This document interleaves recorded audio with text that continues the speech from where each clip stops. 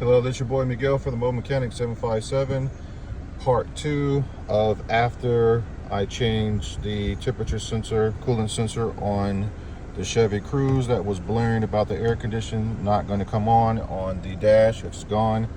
And also the coolant temperature sensor wasn't even working, and the fans on the engine was blaring like there was no tomorrow.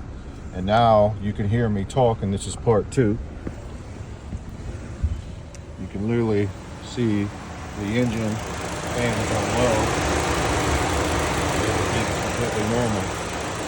So if you want to reiterate part 1, this fan would have been so loud I couldn't talk. It would have cut the air condition off with an error. And the sensor is sitting, let me do it in a different way. The sensor is sitting right there. I'm pointing directly to it.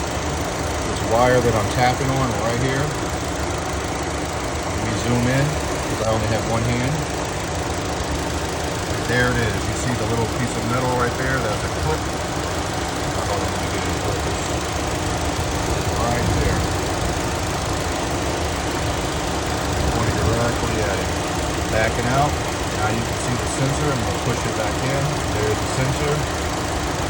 And that controls this fan, telling the computer if it is overheating, and when that sensor goes wrong, it gives the wrong reading like it's overheating. There also is an ambient temperature sensor right near the radiator, and if that is saying what's outside is incorrect, it will do the exact same thing. But for all intents and purposes,